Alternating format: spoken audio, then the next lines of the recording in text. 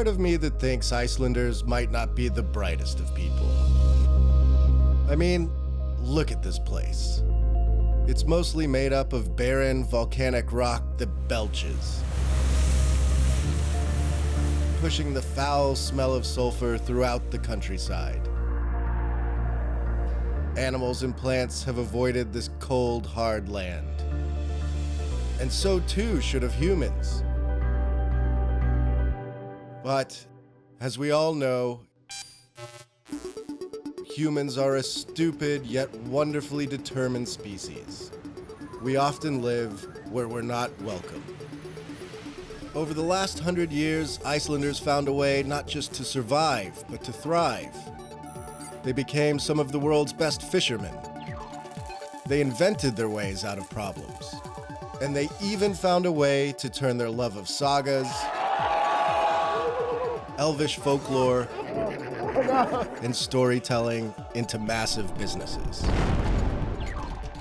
This is a place where the land and a never-ending battle with nature has had a profound influence on the country's technology.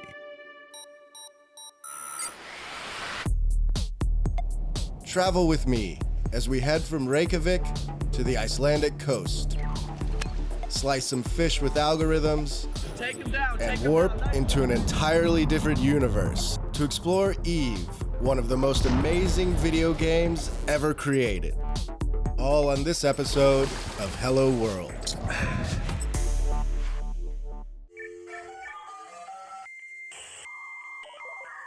Silicon Valley may be home to some of the biggest tech giants in the world, but it's being challenged like never before. Crazy tech geniuses have popped up all over the planet, making things that will blow your mind. My name is Ashlee Vance. I'm an author and journalist, and I'm on a quest to find the most innovative tech creations and meet the beautiful freaks behind them. Hello, world.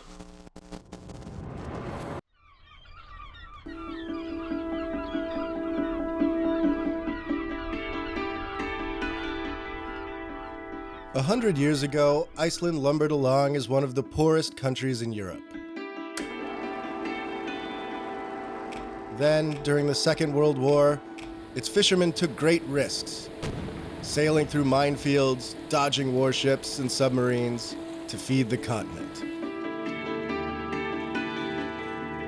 Riches poured in, and the country industrialized and modernized within a couple of decades. I've traveled to the fishing village of Grindavik on the country's southwest shore to see just how far Iceland's fishing industry has come. Boats arrive here every morning, packed full of cod and redfish, and then get transported to nearby processing plants. Inside one of these plants sits the most advanced fish slicing gear on the planet. It's a machine made by the Icelandic tech giant Marel, and it uses algorithms to carve up the fillets that end up on your plate.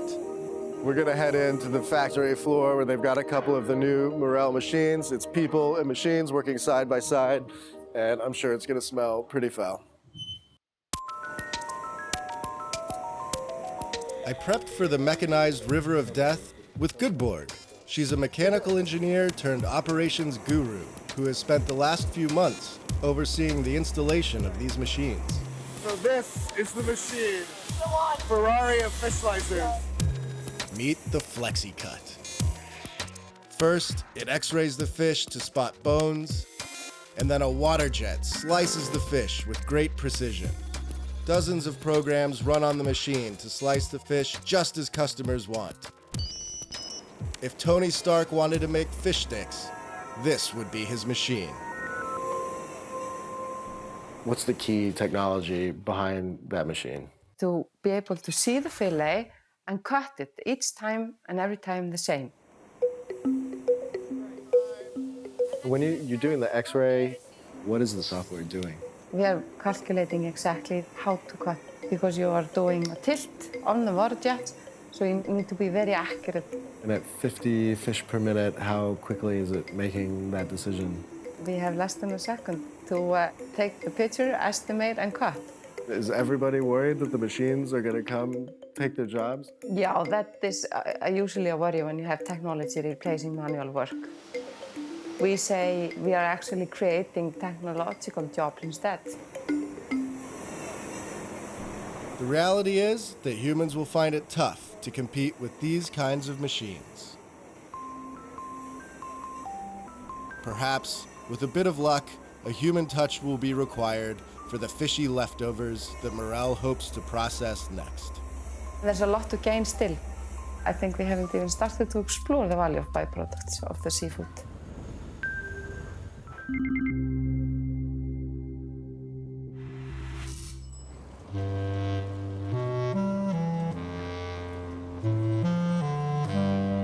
Icelanders. As if a wholesome fish diet wasn't enough, they go about their daily lives secure in the knowledge that 100% of their country's energy is renewable. Partly thanks to this stuff. Iceland has turned its volcanoes into allies, tapping geothermal pockets to heat homes and water, and using hydroelectric dams for electricity. This energy self-sufficiency is key to Iceland's prosperity. Now, Iceland hopes to export its green energy smarts. Some clever engineers have created a funky, rugged wind turbine. It'll be used in Iceland to power isolated summer homes and remote industrial equipment, and to bring green energy to rural areas overseas. We're on the side of the highway about 20 miles outside of Reykjavik. You can see this little guy spinning around all day, powering telecommunications equipment. Back in downtown Reykjavik, there's smaller versions of this sitting on top of a bus stop. They're powering a Wi-Fi base station, an advertising board, and a smartphone recharging station. In an industrial suburb on the edge of Reykjavik, a company called IceWind has set up shop in an abandoned coal power plant to build these turbines by hand. It's run by Thor, the company's business chief, and C. Thor, a former nuclear engineer.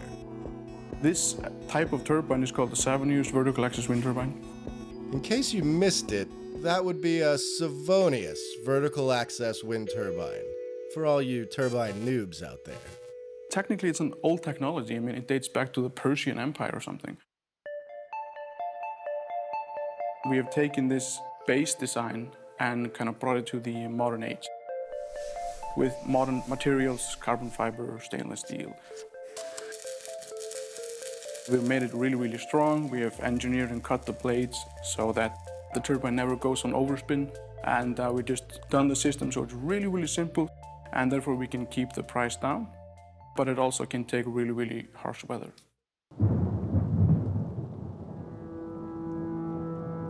And weather is a serious problem.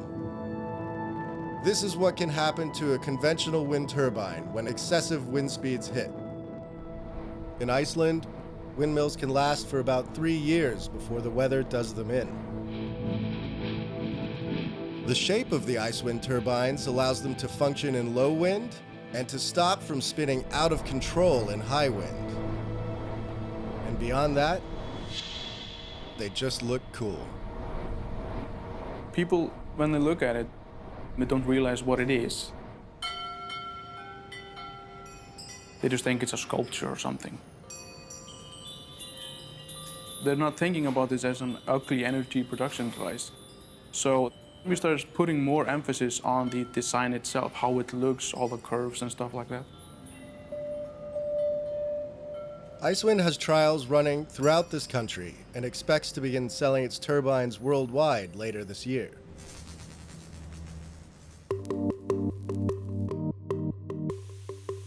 Thor is anxious to test out Iceland's ingenuity on a bigger stage. We've been isolated for a long time, and I think we're fought for a long time for several different things. And this is just part of the fighting, inventing new things and going new ways.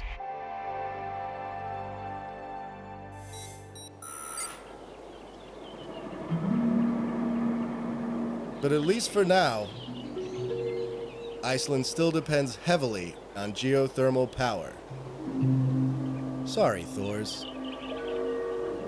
These types of power plants are so prevalent that Iceland turned one of them into its biggest tourist attraction. An hour's drive south of Reykjavik brings you to the Blue Lagoon, a man-made giant hot tub, smack in the middle of a lava field, fed by mineral-rich wastewater that starts 2,000 meters below the Earth's surface and then gets processed by a nearby power station and fed into the lagoon. Feels like you're swimming in the middle of a volcano. It's a surreal experience, like taking a bath on another planet. You get to float in this warm water even when it's freezing cold outside. There's a swim-up bar where you can get a beer.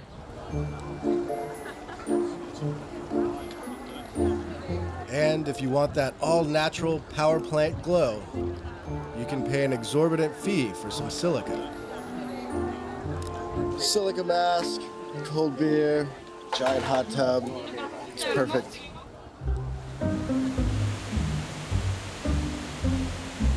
The last part of the ritual is getting out of the cold, getting into a nice clean robe, but we're gonna have to do this again because I can't find the armhole. Heat exhaustion kicking in, I called it a day, leaving others to soak up this place's geothermal goodness.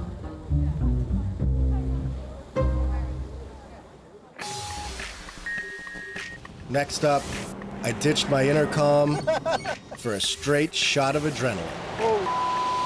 Courtesy of some Icelandic adventurers with tech-infused trucks. This is like truck ballet.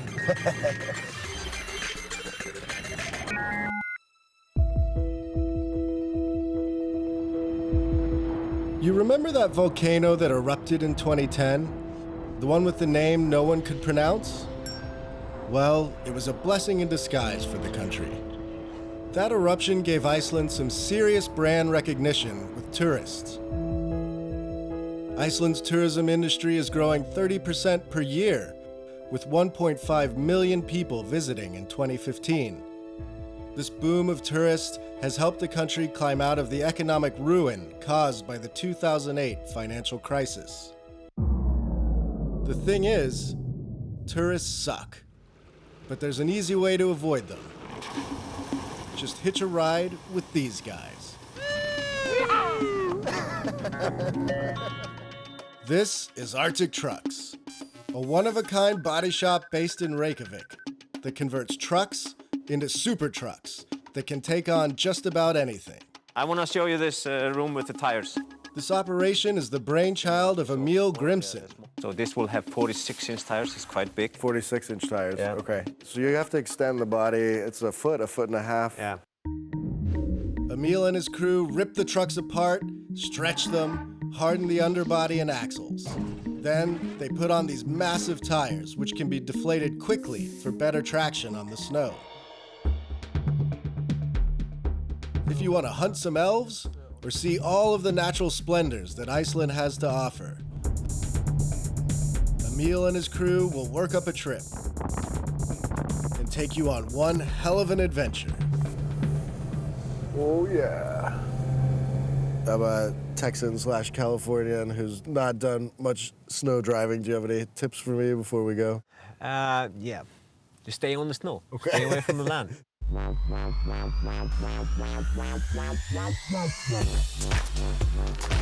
is like truck ballet. Oh.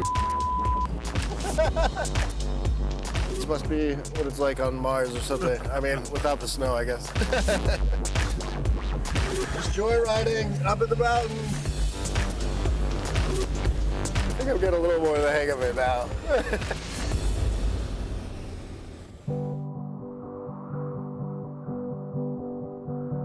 After shredding the snow and smiling until my face cramped, we emerged at the edge of a volcano. The snow and sky seemed to merge into one, producing a view unlike anything else I've ever seen. Hello, world! And what do when you find yourself at the spot that separates heaven from earth? You throw some burgers on the grill. Say this about Vikings, they tailgate like pros. Who knew? After spending 15 hours with the lads, it was time to push on and keep getting weird.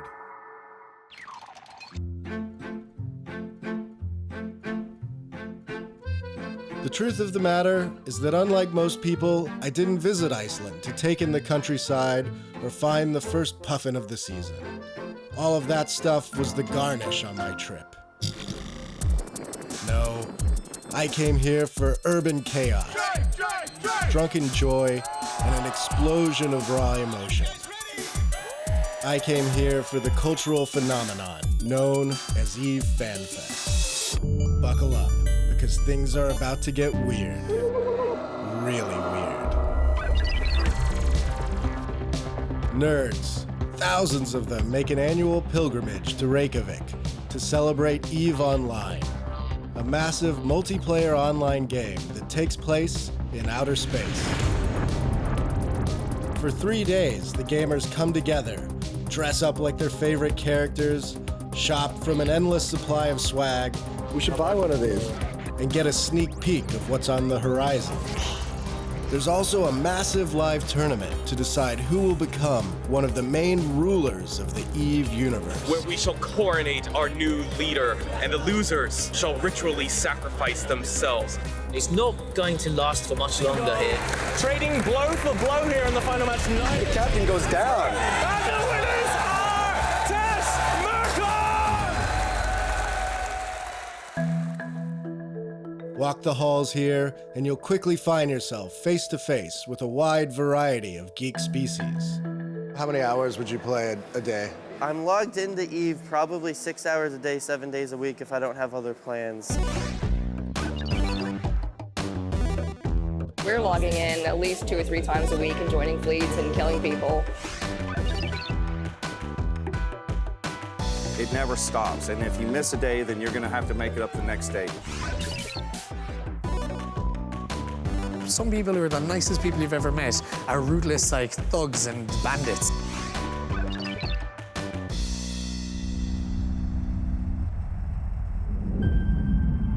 At its most basic level, EVE Online is a war game set in space. People build their characters from scratch, hop in ships like this, band together by the thousands to form armies, and fight battles that can take months, even years.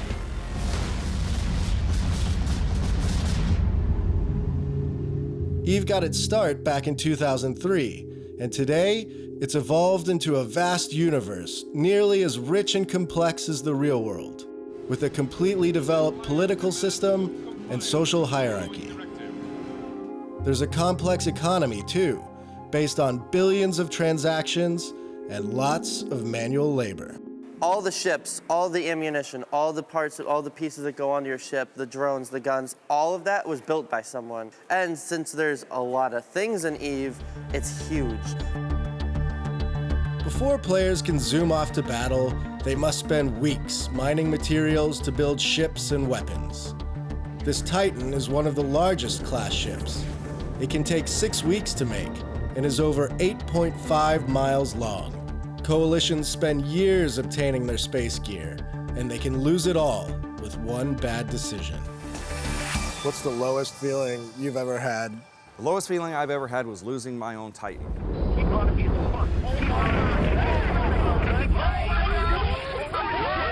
There's nothing like losing about 6,000 real-world dollars in virtual equipment, in the blink of an eye. Most games of this type split people up into groups of a couple thousand players and give everyone missions to accomplish. Not EVE.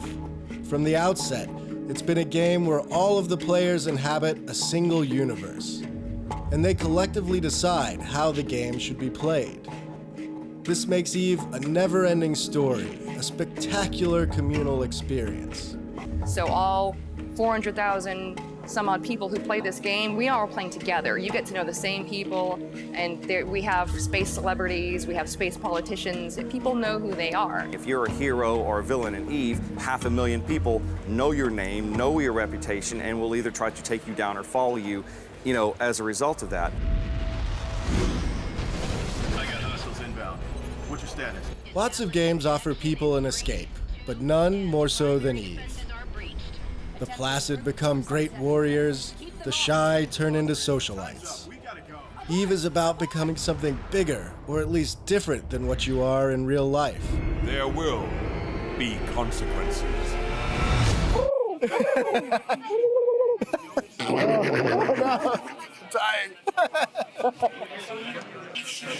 Hi. Hi. My name's Charles White. I play Max Singularity on EVE Online, and the creature I am wearing is an in-game item. Okay. And it's called a Feto. Okay. What's your role in the game? Well, because I'm an older guy, I just started giving advice on the comms, and the players promoted me to the position of Pope of EVE Online, so I became the Space Pope. I give blessings. I've done 2 weddings, real world weddings. I've blessed like 6 babies already.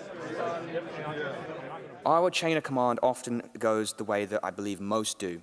You will have Wolfpack 10 works as a mechanic by day, but when he logs on, he becomes a fleet commander with hundreds of obedient soldiers ready to follow his orders. I've personally led a little over 700. Some people have led thousands. Do you feel like you have 2 lives? I don't feel like I have 2 lives. I feel like I have one life that is very complicated. I try not to separate what I do in EVE from reality because it has an impact, and at the same time I try not to let EVE become so real that I give up things in my regular day job and my life and seeing my real world friends for a game. It's easy to write off EVE players as obsessive online gaming nerds. Really easy. But that would do a disservice to the depth of the game and the FanFest experience. The bonds that are made and generated, they become members of kind of like an extended family. I've been here 4 times, and we see the same guys, and you're like, it's your buddy now, because you've been flying with him for years and coming here. Honestly, anytime that I get to go out and just hang out with my nerd brethren, it's been pretty fun. Do you think you'll play EVE for the rest of your life? Probably. I don't ever imagine not playing EVE. So there's enough in this game to keep you interested? There are so many things I don't know at this point. Like if you ask me about wormhole space, I have no idea how it works. I know they exist, I know I can go through wormholes, but I never lived in there. I've never even seen what you can do in there. There's so much to EVE, such a big world to be a part of. When you're done spending a day hanging out with your fellow space warlords, there's only one thing left to do. Pub crawl. This is a tradition at FanFest. It starts at 9 o'clock, ends at 5. We'll see if I make it. Watching these gamers party with each other is something I'll never forget.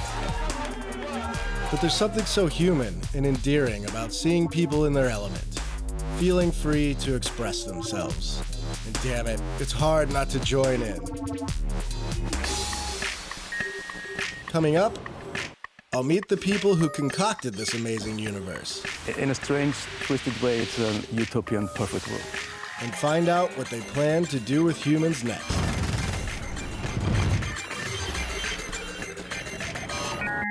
I respect the hell out of this game because... Having met some of the EVE players, you may have noticed a trend. The game tends to attract smart, passionate, often devious people. Managing these people is hard, sort of like herding deranged cats that have been doing lots of drugs. For 13 years, this management burden has been the job of CCP Games, the Icelandic game studio that invented EVE. Since EVE has few rules, CCP has had to work hand in hand with the players to shape the game and introduce new stuff to buy and new places to go. Some of the key input from both sides arrives at FanFest, where important things like wormhole territory get debated. Are you concerned about how hard it is for us to roll wormholes at this point? Do you feel like it's about the right balance? The depth of this two-way relationship is unique in the gaming industry. Welcome to EVE FanFest 2016. One of the key people who shaped the vision of EVE is CCP's longtime CEO, Hilmar Petersen. Hilmar is something of a philosopher when it comes to Iceland, science fiction, and the role that EVE may play in nothing less than the evolution of the human species. Why does it make so much sense that this game started in Iceland? When you're a kid in Iceland, you develop a clear sense that the country is here to kill you. And if you don't pay attention, you're just gonna die. Where you have volcanoes and blizzards and avalanches and God knows what. You really have to band together against the elements.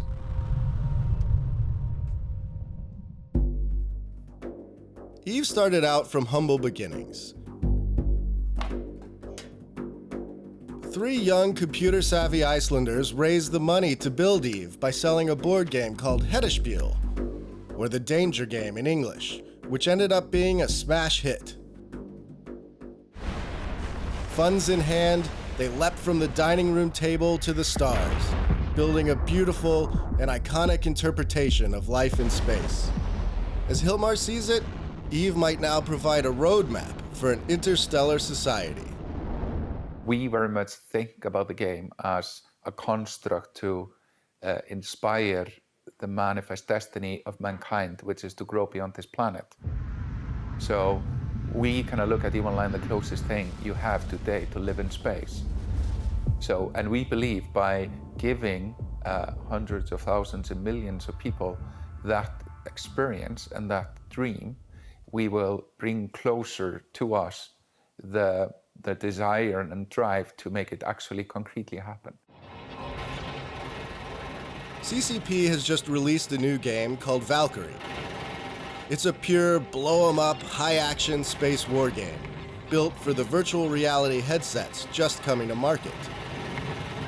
Investors have recently poured money into CCP, betting that it will figure out how to merge the best parts of EVE and Valkyrie, and create the first meaningful virtual social network. Where do you see all this technology heading? What we wanted to do with Valkyrie was to do something way more immersive. Something like immediately impactful on your kind of emotional state. Take him down. Nice job, nice job. All right, S-I-N. EVE does that differently because it's more slow-paced and methodical. It goes more to your brain than to your heart. And ultimately, the dream is to kind of merge these two concepts.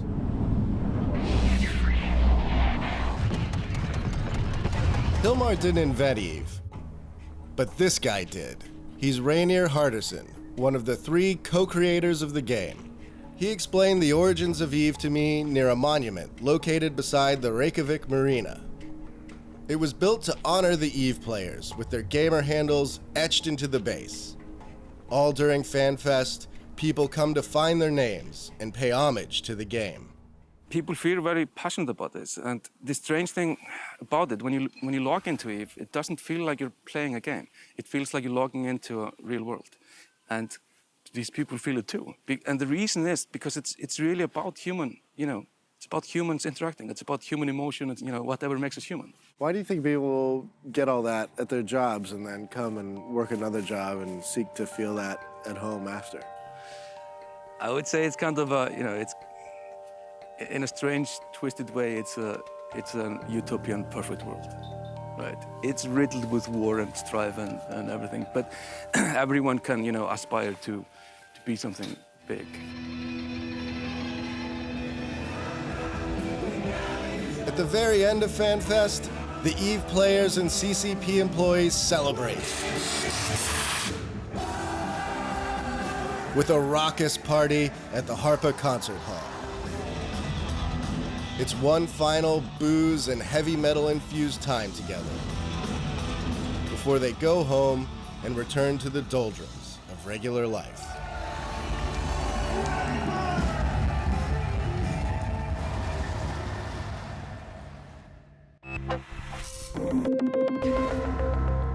There's a lyrical quality to so much about this place, to the way people weave stories into their daily lives, to the way in which they seem to celebrate suffering, and to the way in which they approach technology and fold it into their culture. This country is a testament to the triumph of the human will and to the power of imagination. It's the kind of place where the surroundings beg you to get lost in your thoughts and then smile deep down in your soul.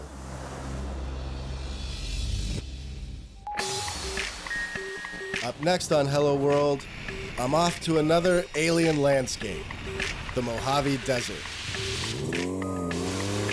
where a freedom-seeking breed of wild inventors have created a playground to push just about every type of vehicle, from cars to spaceships, to their limits.